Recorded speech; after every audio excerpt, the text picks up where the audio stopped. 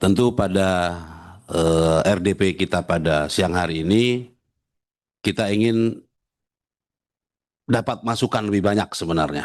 Pengayaan terhadap eh, revisi undang-undang ini, karena ini nanti akan berimplikasi kepada lembaga-lembaga lain. Bahkan pimpinan, menurut saya bukan hanya tiga institusi ini yang kita minta pendapat ya, tapi juga ada penegak hukum lain. Nah, dari BNN misalnya, terus dari KPK misalnya, ya. Yang ini dulu Pak, Oh iya yang ya, ada dulu, maksud. yang ada dulu, yang lain nanti nanti Oh enggak, lagi. ini Ya, usul. Saya ya, tidak ya. menanggapi beliau, tapi ini usul. Jadi bukan hanya berfokus kepada ini, kita akan perluas nanti terkait dengan saksi dan korban ini akan meliputi banyak institusi. Kira-kira begitu, Pak ya. Nah, eh saya ingin membangun sebuah persepsi kepada institusi yang sekarang ini hadir bahwa pelindungan terhadap saksi dan korban ini kan muncul karena tanda petik tadi seperti disampaikan sama Pak Pimpinan Pak Sukiyat, karena ada ketidakpercayaan terhadap institusi yang sekarang sudah ada. Maka dari itu sebenarnya kita menginginkan dengan lahirnya undang-undang LPSK ini ya dan revisi nanti ini bisa menjadi momentum untuk seluruh aparat penegak hukum ini berbenah sehingga bisa mengembalikan kepercayaan publik.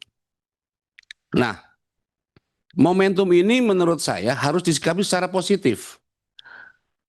Lembaga penegak hukum kita itu mempersiapkan diri bagaimana memberikan pelindungan terbaik buat masyarakat kita. Karena posisinya Bapak Ibu sekalian, masyarakat kita ini bicara hukum, apalagi udah penyidikan, dipanggil polisi, dipanggil jaksa, itu gemeteran nggak karu-karuan, Pak. Tadi Pak Reskrim bilang daerah-daerah terpencil, apalagi orang desa itu dapat surat coklat gitu, pemanggilan lidik aja, udah gemeteran, baru surat undangan gitu.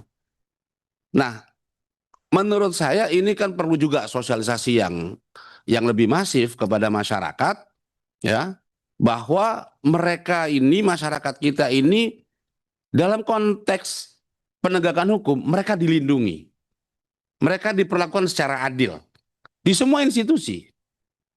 Nah, semangat ini yang harusnya nanti kita jaga dan kami minta kepada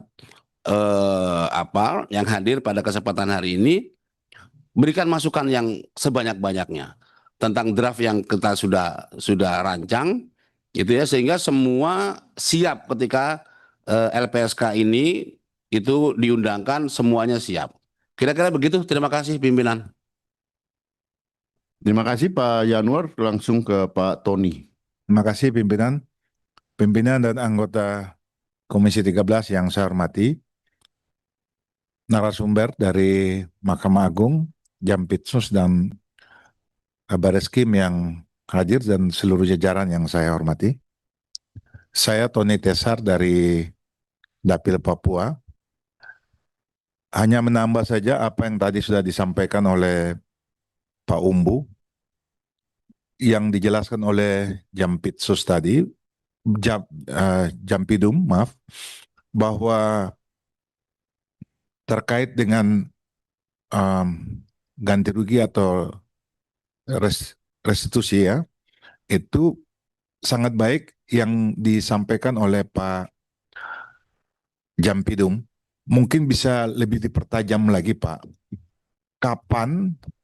Kapan kira-kira usulan nanti di undang-undang kita mungkin kita bisa masukkan kapan sita jaminan itu dari pelaku itu bisa dilaksanakan, dan jika itu sudah dilaksanakan siapa yang nanti lakukan, dan penilaiannya bagaimana setelah itu, kalau kelebihan bagaimana caranya untuk bisa dikembalikan lagi hak pelaku juga untuk bisa menerima kembali sita jaminannya. Mungkin dari Pak Jampidum bisa mempertajam lagi masukan-masukan untuk kaitan kita dalam membuat uh, perbaiki undang-undang ini. Kami kira itu saja yang dapat kami sampaikan. Terima kasih. Terima kasih Pak Tony. Selanjutnya.